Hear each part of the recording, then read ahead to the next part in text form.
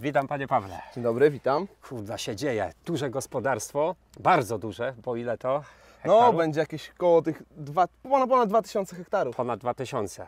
No. Potrzebne duże maszyny Duże maszyny i nieawaryjne maszyny i przede nieawaryjne, wszystkim. wytrzymałe, nie? Tak. Ale tak wracając do początku. Jak sytuacja po żniwach? Jaka ocena, jak tam planowało? No bo mieliśmy okazję z kuzynem niedawno się spotkać, testować na waszym drugim oddziale i żeśmy testowali Bergmana przyczepę przeładowczą GTW. Tak. 430, czyli trzyosiową, potężną przyczepę przeładowczą o niesamowitych parametrach. No, niesamowitej przeładunków. Tak, Byliśmy bo- pod ogromnym wrażeniem jej. Bo 35 ton masy załadunkowej jest w stanie przerzucić tam w przedziale czasowym poniżej 2 minut, nie? Więc niesamowicie to pomaga w tej logistyce odbioru, a wy pracujecie przecież na potężnych kombajnach, bo na Tak. dwóch bodajże No, trzech w zasadzie. marki klasa. No. Aha, Mamy dwie 770 i 8800. no i też właśnie było łatwo zauważyć, że taka przyczepa zdecydowanie poprawia tą logistykę odbioru, nie? No bo kombajny wydajne, to szkoda jakby one miały, że tak powiem, mieć przestoje, nie? Ale żniwa zakończone już. Tak, żniwa zakończone, ruszyliśmy z uprawą pod rzepak. Praktycznie już tutaj kończymy, jesteśmy w Barniewicach, w okolicach Gdańska. Rozrzucamy obornik. Zresztą wtrącę, w tle widać co Tak. chwilę startujące samoloty, więc te pola faktycznie graniczą z samym lotniskiem w Gdańsku, airportem. Tak, no już mamy tutaj niedaleko właśnie do lotniska.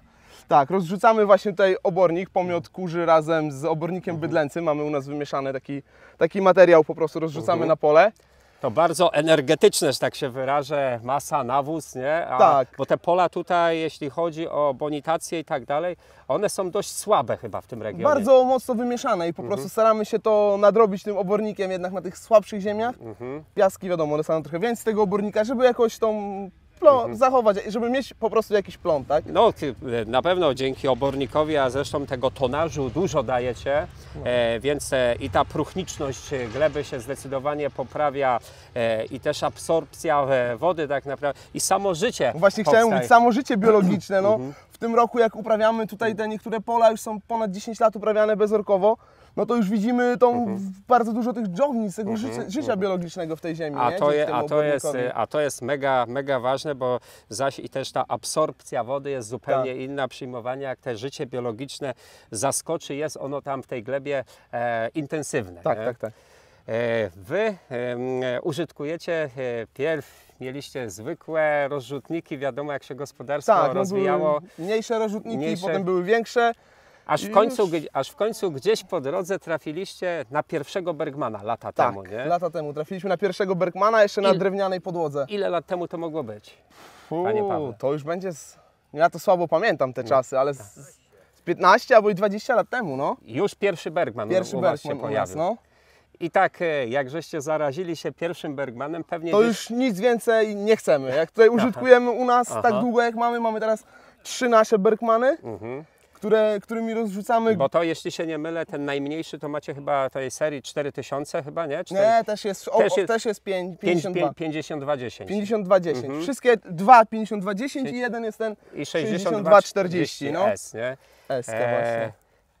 Ta 62, jak do Was dotarła, to znowu tak naprawdę przeskok technologiczny już Tak, nad 52, całkowicie, nie? Bo to, co słusznie zauważyłeś, Panie Pawle, że przede wszystkim zawieszenie hydrauliczne tutaj, nie? Wiadomo też, pojemność, objętość większa. Objętość, no ale to zawieszenie hydrauliczne to robi ogromną robotę. No i oczywiście to był nasz pierwszy Bergman, który przyjechał na zaczepie kulowym. No od tego czasu już wprowadziliśmy we wszystkich naszych rozrzutnikach jest zaczep kulowy. To jest bardzo słuszna uwaga, Panie Pawle, bo jednak zaczep kulowy jest zaczepem tak zwanym bezluzowym. Tak, nie? tak. I wtedy tym ciągnikiem ani nie szarpie, jeśli chodzi tutaj o ten ruch pionowy, ani poziomy.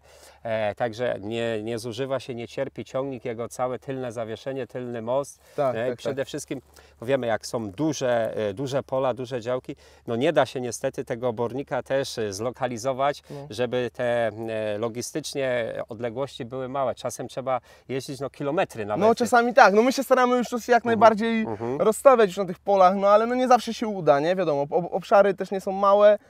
Nikt nie chce mieć tych kupek, nie wiadomo Nie ile, się wiadomo. staramy właśnie robić już wtedy taką jedną bardziej skumulowaną. A wtedy no niestety powoduje to, że musimy czasem 2-3 km, a i Tak. 5 km Podjechać. i więcej. A co tutaj, że tak powiem, jest ważne, no znowu czas w tej logistyce. Tak, nie? tak. A żeby to w miarę rozsądnie szło i ta praca sprawnie, no to trzeba się przemieszczać szybko. Nie? Tak, no dlatego właśnie mówię, zawieszenie hydrauliczne i tutaj zaczep kulowy akurat w tym to robi bardzo dużą robotę. Tak, no i Pomaga teraz tak, w no prędkości.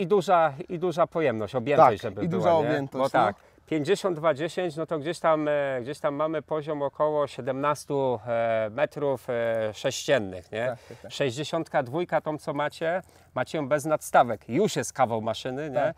Ale ona będzie miała plus minus tam 19, niecałe 20 metrów. Ale tego, co tutaj dzisiaj testujemy, to już jest takie apogeum dwuosiowego, bo to jest 62-40 i powiększone o nadstawy 450 mm, to tu już mniej więcej pomieścimy 24 jak nic metry sześcienne, nie? Oczywiście w zależności od konsystencji, jaki Tak, to obornika. obornik, nie? Ale masowo kojarzycie, ile na te ładowaliście, czy nie bardzo tonażowo? No tak, no w zależności, właśnie nasz obornik jest ten wymieszany, ten bydlęcy z tym kurzym, więc no tak nas do 20 ton na tego dużego było można spokojnie załadować. No to tu spokojnie, dzięki nadstawom zrobimy około 25 ton, ale to jak nic, nie? Jak nic i to Tak. nie usypując takiej jakieś widać tam po- górki, nie? Tak. Ale zresztą co fajnie, panie Pawle, pan zauważył, te zawieszenie i przede wszystkim duże koła, Tak, nie? to jest- Duże koła, szerokie koła, przy tej masie jednak targanej, bo sama masa własna maszyny No nie jest lekki. jest nie ma, bo tutaj będziemy się zbliżać pod 10 ton, Tak. no i teraz 25 ton, jak nic załadunku, no to masa całego zestawu to 35 ton, nie? Tak, no do to, tego jeszcze waga ciągnika. U nas jeżdżą niezbyt duże ciągniki, bo 200-konne, które praktycznie też mają tą wagę niecałą 10 ton. No właśnie, i to jest, zaskoczyło mnie, jak żeśmy podłączali, sprzęgali, czy oby my dobry model podłączyli ciągnika, no bo RK John jest 195. Tak, 195R. No. I ja mówię, kurde, to może być na styku. Ale tak naprawdę, jeśli chodzi o samą masę, sam materiał, wy macie bardzo mocno przerobiony Tak. ten obornik, no i to w dużej części jednak, czy w większości tej proporcji to kurzak, nie? Tak. To No. kurzak z dodatkiem tego obornika bydlęcego, więc tak naprawdę ten adapter dwuwalcowy poziomy, który tam ma działać jako fres, rozdrabniać nam, on w tym przypadku no nie ma takiego dużego obciążenia, bo ten obornik już sam w sobie jest Taki dosyć, no jest właśnie taki... jest rozdrobniony. Ta frakcja jego już jest drobna, więc dosyć dobrze to idzie i bez większych obciążeń. Także widzę, ta 195 swobodnie sobie daje radę, nie? Tak, no mamy tutaj też pole takie niezbyt proste, właśnie górzyste okej. nawet.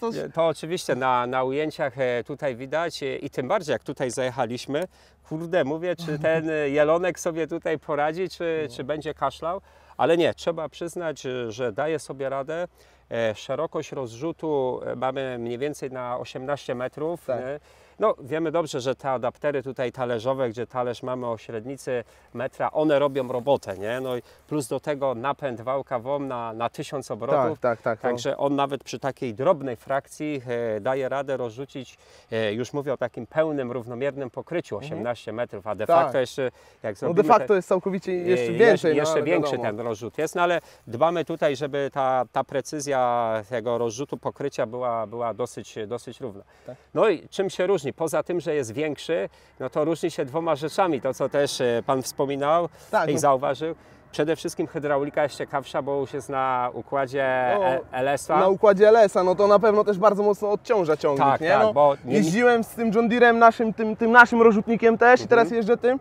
No można zaobserwować, że naprawdę ma takie jeszcze takiego życia jeszcze w Jeszcze sobie. życia. Troszeczkę jeszcze ma. A- Z naszym już było ciężko, A nie? tam już go dławi jednak Tak, ta no bo to jednak hydraulika. hydraulika, posuw tych taśm hydrauliczny, podnoszenie gilotyny i hydrauliczny, Tak, i wałek wtedy jeszcze. ten olej się tam kurde niepotrzebnie gotuje no w tym właśnie, ciągniku. właśnie, nie? Raz, no. że się zużywa ta hydraulika w ciągnikach, Tak. a drugie zabiera niepotrzebnie mocy. Nie? No.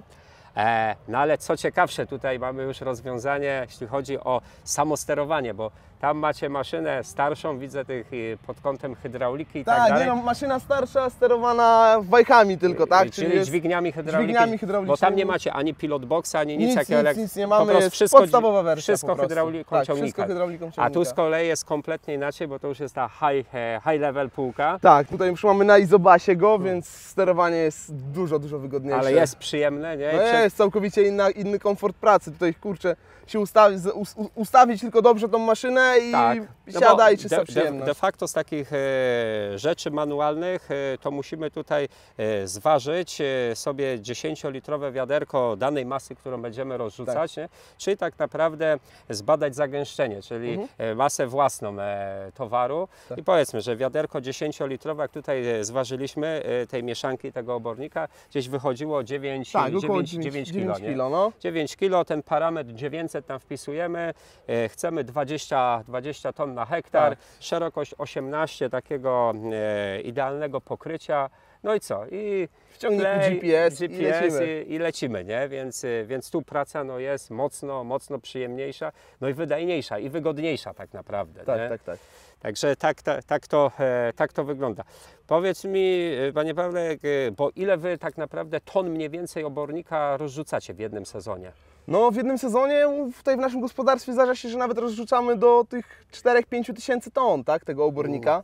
Mamy też na gospodarstwie tam w okolicach Słupska. Tam też rozrzucamy obornik, tam mamy obornik tymi maszynami się przesuwacie? przejeżdżamy, no. Bo to jaka odległość jest między tymi gospodarstwami? 90 km. A to na kołach lecicie? Na kołach. Na kołach wszystko. No. Ale to sprawne jest, oświetlenia Sprawne wszystko. jest, Musi oświetlenie być, jest.